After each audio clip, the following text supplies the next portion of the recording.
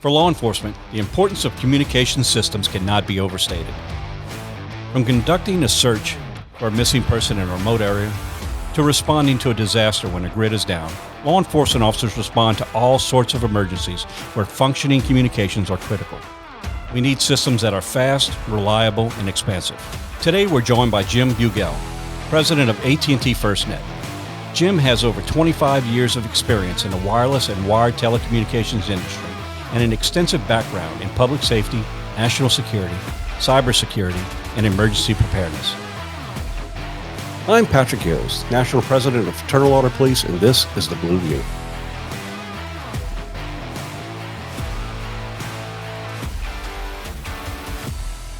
Well, Jim, thank you for joining us today on the Blue View. For our listeners and viewers, tell us a little bit about yourself. Thank you, Pat. It's an honor to be here. We really appreciate FOP's support of FirstNet. As you know, FOP was one of the organizations that helped push the legislation through to create FirstNet, a dedicated nationwide wireless public safety network for first responders. Yeah, Jim, we're going to talk about the communications and how important it is to first responders. But let's carry that kind of that partnership that we have.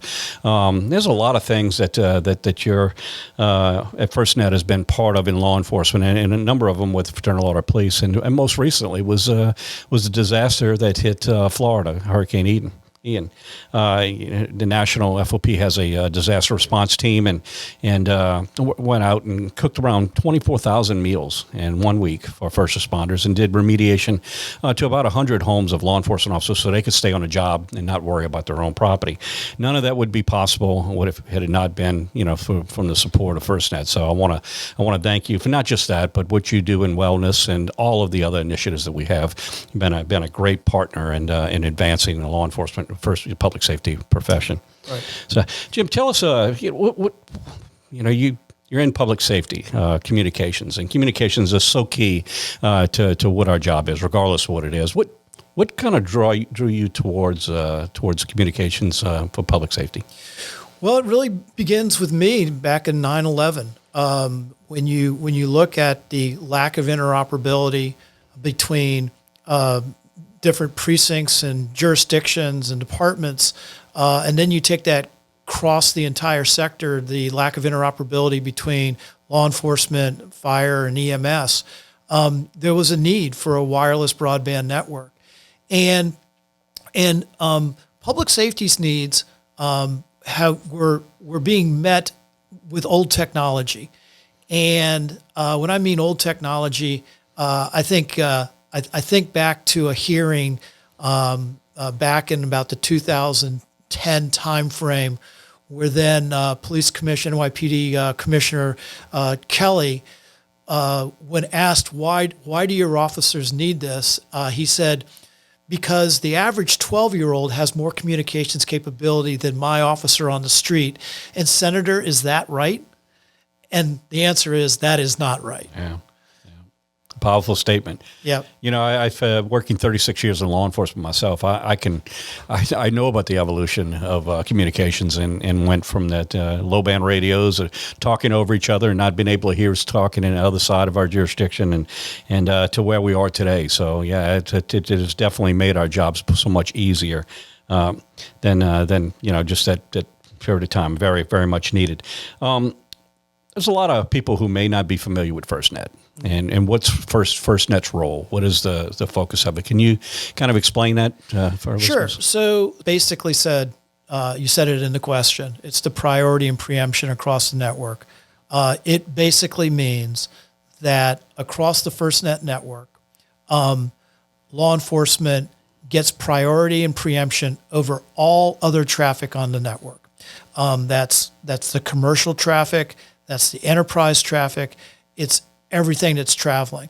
So envision, if you will, 1,000 people trying to use their cell phones at an incident, and what's going to happen is that cell phone network is going to block. It's going to congest. What happens with FirstNet is those subscribers, those FirstNet subscribers, they basically have preemption on the network. They're able to use it before anybody else can use it. And oh, by the way, if they're trying to use it while somebody else is on the network, it knocks them to another band. So basically, that is the magic of FirstNet, that it's always on, and that the first responder gets that priority. Number one, they become instantly, by just being there, they're number one in the queue. Number two, if there's no space available for them on the network, their space is made available for them. And that is part of, number one, the law that created FirstNet, and it is a key performance operating requirement of FirstNet. And FirstNet, being the nationwide public safety broadband provider, is the only carrier that does that across the nation. I remember working Hurricane Katrina. And these systems are developed with a level of redundancy to make sure that everything works. And I can tell you that if there is a system with redundancy, it wasn't in South Louisiana when Hurricane Katrina hit, because it knocked out the telephone lines. And when it knocked out the telephone lines, which were part of what the communications were, we literally went for weeks to a line of sight communication. And so you're trying to manage this major disaster with no communications. It would literally meant people had to find ways to get to central locations to get information and come back and bring it to us.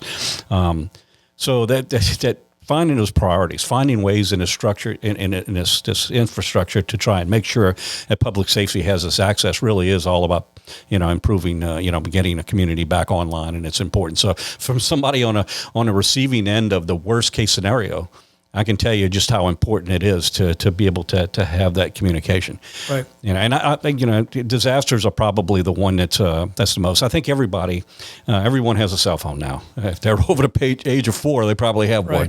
They have cell phones, and they all know that if you go to a ball game or you go to an event, trying to talk on that phone when there's a lot of people there, it clogs the system down. So they can understand comprehend the problems with it, and the priority, giving a priority to first responders so that they can manage these events and these crises when they happen. And we just had one, and we just had in South Florida. I can tell you that Hurricane Ida last year in South Louisiana was, communications was so much better. I mean, I remember, I knew where my command post was. All I had to do was follow the blimp. They had an AT&T blimp up, so it was, giving us a repeater.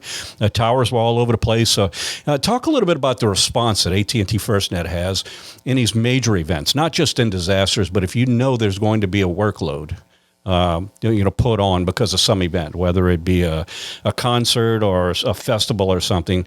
You do a lot of pre-planning on these things, recognizing where the need for these communications will be. We absolutely do, Pat. And look, networks work perfectly in sunshine, no wind, no rain, and a moderate number of people on the ground. But for law enforcement and public safety in general, it's how it performs in the events, both planned and unplanned, where the network may become overwhelmed by the number of people in attendance, for example, a concert, or by being damaged by just really harsh conditions, wildfires, hurricanes, and other things. In all those events, both planned and unplanned events, we constantly are mobilizing and optimizing our ability to respond. So, an example of the hurricane, you get a little warning, right? But when we identify a tropical depression, we're already moving assets into the area where we think there's high probability of impact, and hardening our facilities. But more importantly, bringing in temporary facilities to keep the network up and operating. We go under the assumption that we're going to get damaged, and we have to go forward that way. And what we do is we prioritize the restoration that facilitates the use of public safety and law enforcement. We're working with the county EOCs, the local departments, the state EOCs, and we're saying, okay, where are your evacuation centers going to be? Where how are you going to route the traffic? We want to put excess capacity over there so that you don't lose communications, that you have video capability, that you have messaging capability, and that we're able to respond with you. And even after the storm hits, we go in with law enforcement. They're the people that bring us in so that we can help restore our sites. We come in with the power company and everybody else to get these sites back up. But in the meantime, we set up temporary facilities to have the communications stabilized and functional for those on the ground. Yeah, and I've witnessed it. Just recently, deploying out to Florida with Hurricane Ian and the damage that it did. Your equipment was everywhere. You had a presence in every single place that I went to, and it's it's so important to be able to have that ability to be able to do it. There's another part here too that I think. Again, I go back to when there's a disaster in an area, law enforcement officers live in those same areas, and it's their job. I say law enforcement, it's public safety. Yeah, it's their job to put the pieces back together and bring some normalcy back to a community. And there's a lot of factors involved in that. And I think what's often lost in that whole message is that these people that were asked to do all these things, they're victims as well. Yep. And how effective can someone be if they're worried about their own family, their own property, all of their own personal needs. There's one thing that AT&T FirstNet does offer as well, and that is that it extends to personal phones as well. So I can tell you that having been in that situation, being cut off in communications, and wondering what the future looks like when you can't talk to your family and your family can't talk to you, and you get this sporadic text message back and forth when systems don't work, right. It creates a whole lot of havoc for agencies, and I've seen the end result of that. And AT&T FirstNet, actually, it's another side of it. Added benefit to this that we talked about all the things and the necessary for first responders to be able to communicate to manage a crisis. But this is an offshoot of it that plays a huge part in the morale of the people who are doing the job. Absolutely. We basically, with FOP, we have a program that allows for that. And it allows basically for the officer to have the primary preemption and priority on their phone, but also it also allows them to bundle that with their family so that those discounts that they have experienced continue, and that, quite frankly, when we didn't have that at the start of the program, but we've implemented it since, and it's been incredibly successful.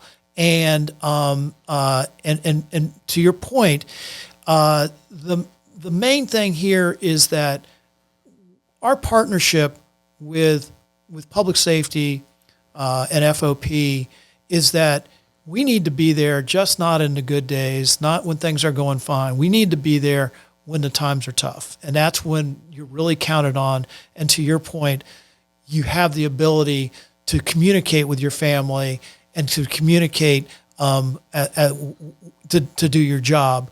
But those are the things that we really put a lot of resources into. We put a lot of thought into. The unfortunate part is we respond it's October. We've responded over 1,000 times this year. Now, not all those are hurricanes. Some of those are planned events like we were discussing before, or a wildfire, but we're getting really good at it. And we've developed unique ways to address it. We've come up with very small cell sites that can go onto the back of a pickup truck. We've developed devices that we can put into a building that didn't have coverage before, that all of a sudden has coverage, that has become an ad hoc a command center. So those are things that, quite frankly, public safety is teaching us. This is where we need it. This is how we need it. And because we are dedicated, we are dedicated to the mission of providing communications for our nation's first responders, and we're constantly given guidance and advice of this is how we need it, this is where we need it, and I can tell you by the response for requests, these departments count on it. They operate on it now. It becomes part of their operational plan, and that to us is very important, and also a network reliability factor for the users. Yeah, this is a vast nation. There's a lot of areas that are a little more rural than others, and the signals are difficult. Where is AT&T and its build out of for all agencies to be able to benefit from this? I'm sure there are probably areas. I know just traveling, you're driving down a highway and you hit areas, down an interstate, you hit areas that are dead zones. Where do you stand on that build out? So that's a really interesting question because we're a commercial carrier, just as there's other commercial carriers, and commercial carriers are public companies. They're publicly traded, and they have an obligation to spend their money judiciously. But you've kind of just landed on one of the key principles of the legislation and the FirstNet Authority and its mandate. And there are we're just 5 years into the program, and there's been over 2,000 sites across the nation in remote areas, tribal lands, other areas that, quite frankly, no commercial carrier would have ever built. There's more rabbits than there are people. However, public safety has been very clear that it is the hardest thing to do to send responders into an area that do not have comms. Obviously, it's dangerous, and so we have been working very hard to expand that coverage or expand the edge of the coverage. And these 2,000 sites I refer to are just the first 2,000 of the first 5 years of the program. That is going to continue, and we now basically cover more first responders than any other carrier in the country, and a lot of those are in those areas that we're talking. More work to be done, clearly more work to be done, but as I said, there's areas that until the law came through and FirstNet Authority was established, they would have never been covered. Yeah, no doubt. I know I found even in my own jurisdiction. You're right. Where I live in South Louisiana, so there's more alligators than there are people in a lot of our areas. So I can appreciate that. The challenge it has to build out a network to cover areas where there's really no customers. Yeah. But it doesn't mean that there's not a specific need for. Right. Yeah. So what's on the horizon for FirstNet?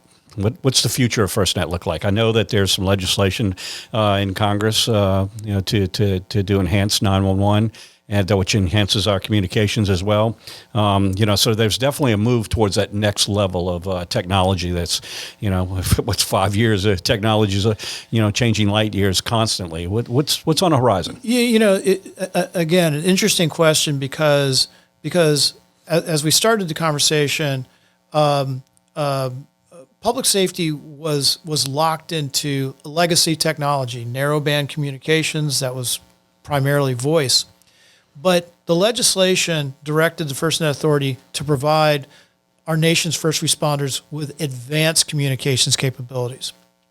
And what that means, that's the transformation from basically going and being on the cutting edge of the technology as opposed to the back end of the technology.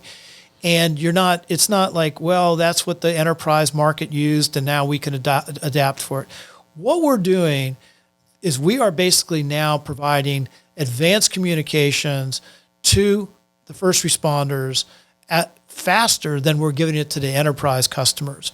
And when you think about the interoperability that happens between, a CAD system that's able to move videos back and forth, that basically that the officer is able to see a video of the location they're going to, or be able to select from videos that they're able to see.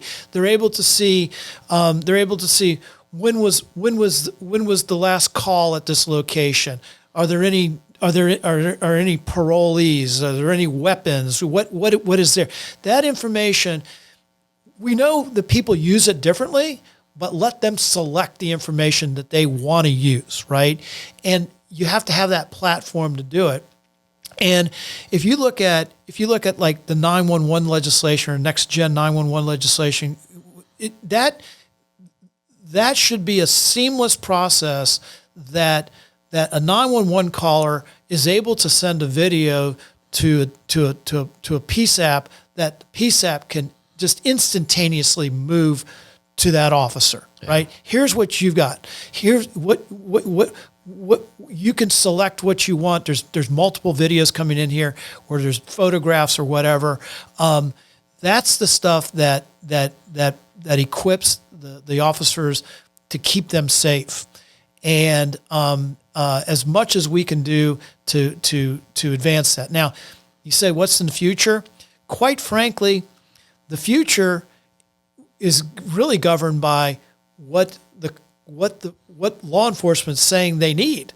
And once you have the platform built, it's pretty easy to groom the rest of it. So we're taking a lot of direction from law enforcement right now on what they want, what they need, how they want to use it, and we go from there. So, Jim, you mentioned that so it preempts and it gives priority to first responders. But how does the system know who it's bumping out?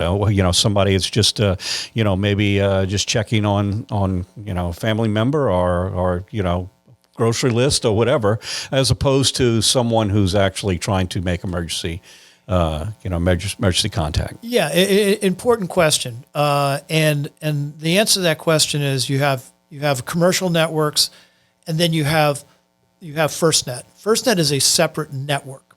What I mean by separate network is that it actually has its own radio frequencies, which is called Band 14. And while it travels on some of the existing infrastructure that is out there for the commercial networks, that helps to get economies to scale and keep prices low. But when you actually are on FirstNet, you are on a separate network that is on a dedicated radio band that gives those FirstNet customers the priority and preemption, and they know who they are. The system knows who they are because they're either primary or extended primary in the system. And it actually goes through a separate, what we call evolved packet core, which basically is the management brain of the network.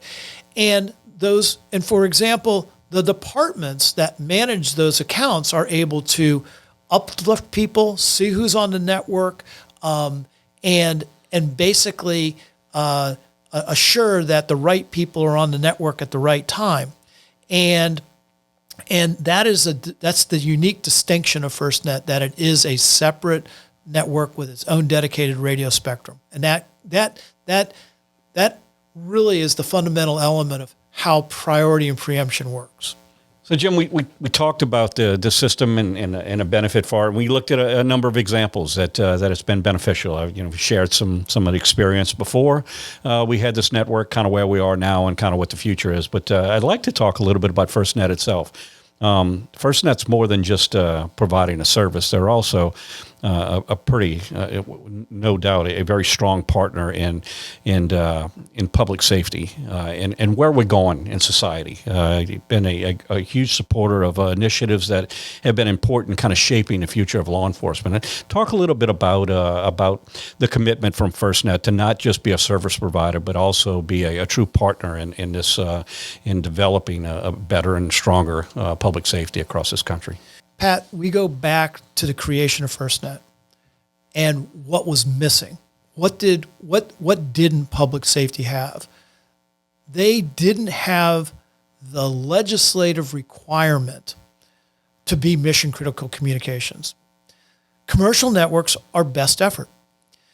This network is designed to be mission critical, to provide and be reliable for our nation's first responders. We know that the safety of life and property is at the other end, and that we are part of that, that we support that. and that if we don't provide that level of service, it's very difficult for the first responders to do their jobs in a safe and practical manner. So we want to make sure that we're working with public safety, advancing the needs that they require from a technological standpoint and from a network reliability standpoint.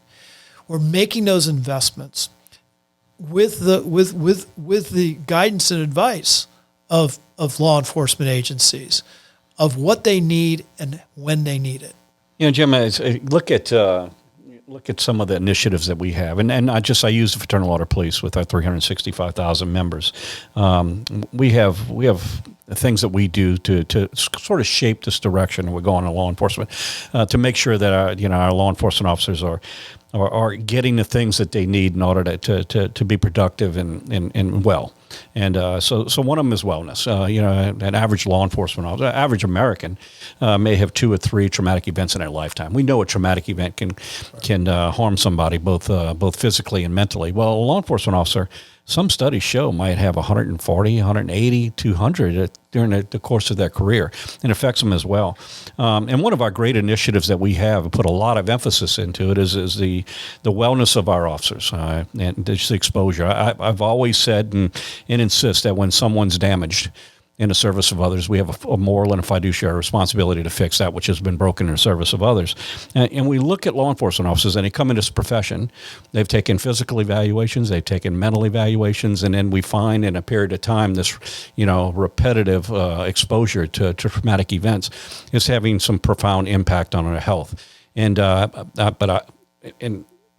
FirstNet has been a big part in helping us push that initiative, not just us, but other organizations as well, something that's very, very important to our profession. So when we look at FirstNet, who's building out systems, I can go further. Diversity, we recognize that we need to do a better job with diversity in our profession. You've been very supportive of that. We talked about our disaster response. You've been supportive of that. So you're much more than just a service provider. You're a corporate friend. You're invested in the well-being and the needs of our officers well beyond a communication system. So, Pat, as we talked before, FirstNet is a mission-critical network, dedicated first responders, and our goal is that every officer goes home at the end of the day. We're just not there to provide communications, but we're there to provide support for the public safety community. Well, I want you to know how much, at least on behalf of my members, and I know I'll probably speak on behalf of every public safety association, to tell you how much we really appreciate that relationship we have with FirstNet. That's much more than just simply providing communications, but also a partner in helping us kind of advance towards the next, the future of our profession. So thank you, Jim. If somebody wants to know more about how they can become part of FirstNet, where do we direct them? Pat, I appreciate it. Thanks for the opportunity. FirstNet.com is the place to go, and we'll be able to help anybody who wants to come. Jim, thanks. As we wrap this up, are there any final thoughts you'd like to share with our listeners and viewers? Pat, again, thanks for the opportunity. There's a lot more to come with FirstNet. We're going to continue to provide advanced communications to our nation's first responders and help transform the future of public safety communications. But more importantly, we want to continue to make sure that the officers and the communities they serve stay safe. Well, Jim, thank you for joining us today and sharing information about FirstNet. And to our viewers and listeners, thank you for tuning in to The Blue View, where we talk about the issues that are so vitally important to the men and women who suit up and show up every day in communities across this country and protect those they've sworn to serve. Thank you.